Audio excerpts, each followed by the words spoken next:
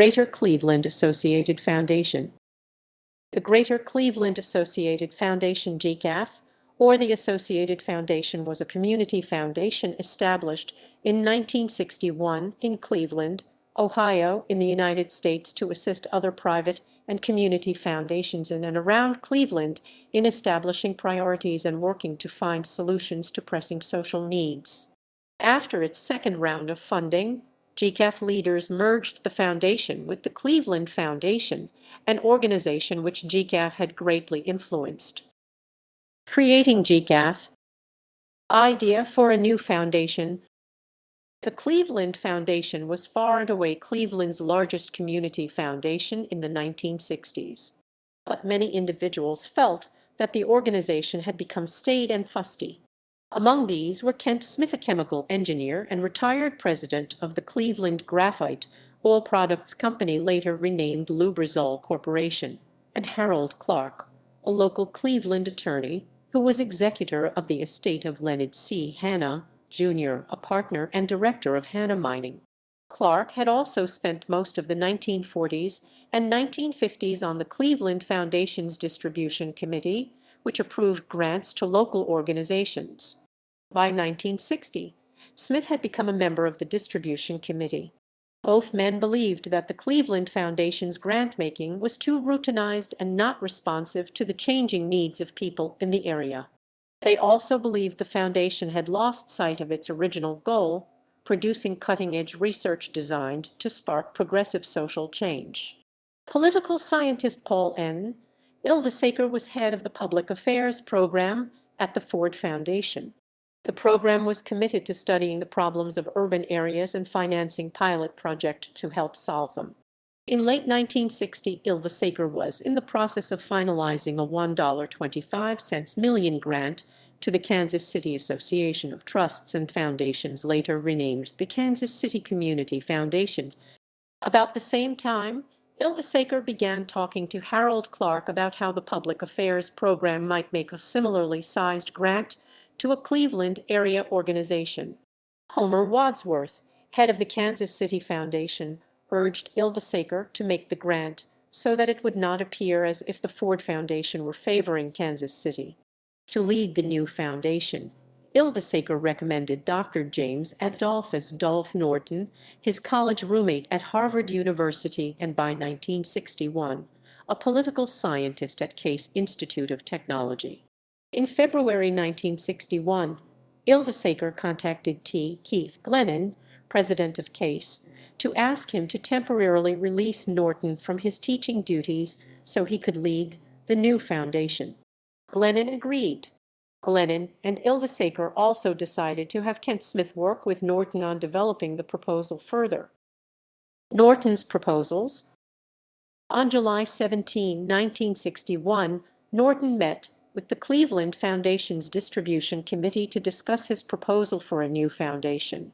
Clark convinced Thomas Patton, president of Republic Steel and chairman of the Cleveland Development Foundation, and Elmer Lindsey, president of the Cleveland Electric Illuminating Company and a director of the Cleveland Development Foundation, to accompany Norton to underscore the importance the business community gave to his plans.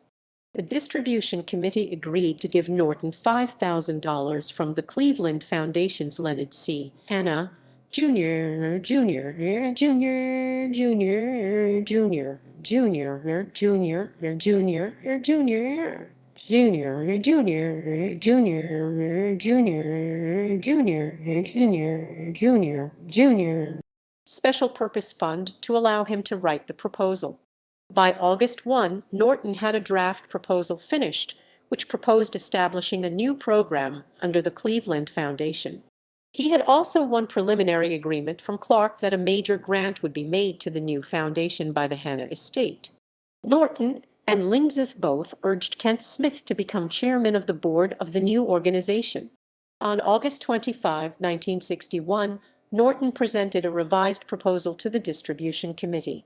His plan now conceived of a foundation separate and distinct from the Cleveland Foundation.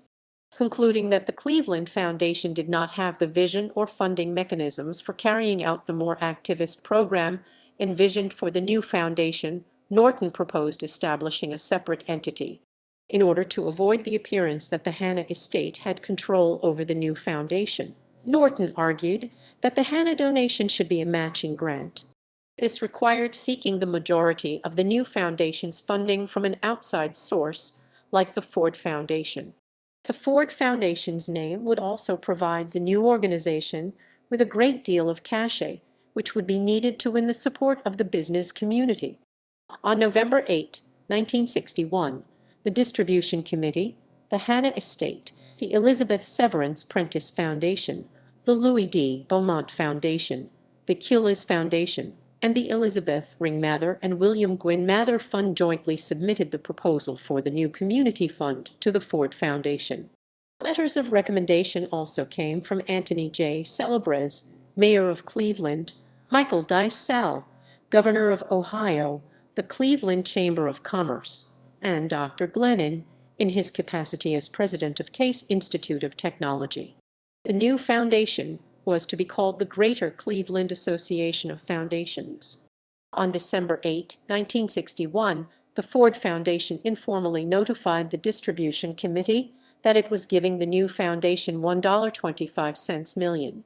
Edgar A. Hahn, treasurer of the Louis D. Beaumont Foundation, subsequently urged a change in the name of the new foundation to avoid the appearance that it wanted to become the sole source of charitable giving in Cuyahoga County.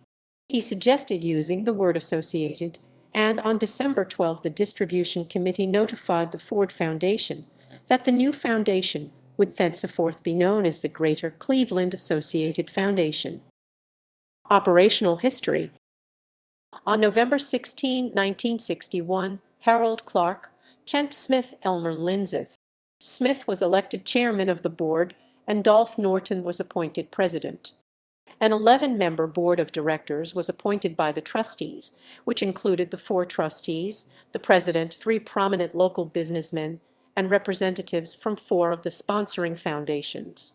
Seth Taft, a prominent local attorney and general counsel for the Cleveland Foundation, drew up the Articles of Incorporation.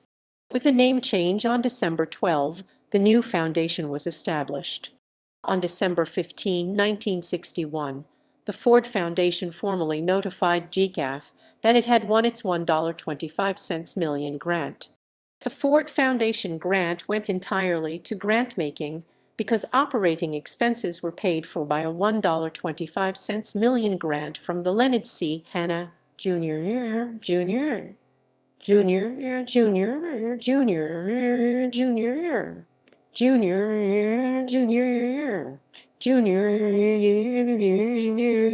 Special Purpose Fund. Initial grant making, racial grant making, influential early grants, second grant making round and merger. In 1966, the Ford Foundation made a second $1.25 million grant to GCAF to support its grant-making abilities. The Hanna Estate also made another $1.25 million for operational support. The Ford Foundation, however, indicated it was unlikely to make a second renewal of its grant and challenged GCAF to consider where its funding would come from in the future. Norton and Smith believed that, although GCAF had not yet made much of an impact on the Cleveland Foundation's grant-making decisions, GCAF should merge with the larger, wealthier, more established foundation. In 1963, John Sherwin, SR, succeeded Lindsey as chairman of the Cleveland Foundation. The following year, Sherwin wrote a memo to the files expressing his concern that the Cleveland Foundation's Distribution Committee was not adequately evaluating grant proposals before approving them, and that the foundation's staff was not properly trained or numerous enough to do its work. On January 10, 1965, GCAF Director Dolph Norton wrote a confidential memo to Sherwin suggesting that GCAF and the Cleveland Foundation merge. He also suggested that the merged organization's board be specifically diversified to include at least 1 woman, 1 African American, and 1 young person. With Cleveland Foundation Chairman J. Kimball Johnson nearing retirement age, Norton suggested that either Sherwin himself, Kent Smith or Carter Cassell, vice chairman of the board of directors of steelmaker Midland Ross and then chairman of the Businessmen's Interracial Committee on Community Affairs. The merged organization should have three divisions. Norton said a community development division overseeing research and grant-making in the areas of civic governance, education, health, race relations, and welfare, a physical development division overseeing research and grant-making in the areas of economic development, housing, transportation, and urban. He also suggested that, for the first time, the foundation hire a professional staff of 7. Negotiations between the two organizations did not take on a more serious nature until after the Ho riots, a race riot, which occurred in Cleveland in late July 1966. In the wake of the riots, Sherwin attempted to reinvigorate the Cleveland Foundation by asking T. Keith Glennon to leave Case Institute of Technology and become the new chairman of the organization. Glennon declined, and Sherwin began negotiating more intensively with Norton. On August 23, Norton asked Seth Taft, now GCAF's attorney, to draft an expanded version of the January 1965 proposal. This met with general approval from Sherwin, and he asked the Cleveland Foundation's counsel, the law firm of Thompson, Hine, and Flory, to draft a resolution approving the proposal. The draft proposal was ready by December 12. After slight reworking by Taft, Sherwin, and Smith approved it at a meeting on December 30. At this meeting, Norton later said, the Associated Foundation persuaded the Cleveland Foundation that its structure was outdated. On April 14, 1967, the Cleveland Foundation's Distribution Committee and the Trustees Committee voted to approve the merger. GCAF's board approved it a few days later. The resolution essentially created two interlocking boards of directors, whose memberships were exactly the same. Although each foundation would, until April 1, 1971, retain its legal identity, name, and distinct funding sources, the two foundations would share staff and office space. Each board would meet quarterly and approve disbursements from each foundation's funds. Membership on the Cleveland Foundation's Distribution Committee was temporarily increased to 14 members from 5, with the 9 new members appointed by GCAF. 2 of the Distribution Committee's members already sat on the GCAF Board of Directors. The remaining 3 would be immediately appointed to the GCAF Board as well.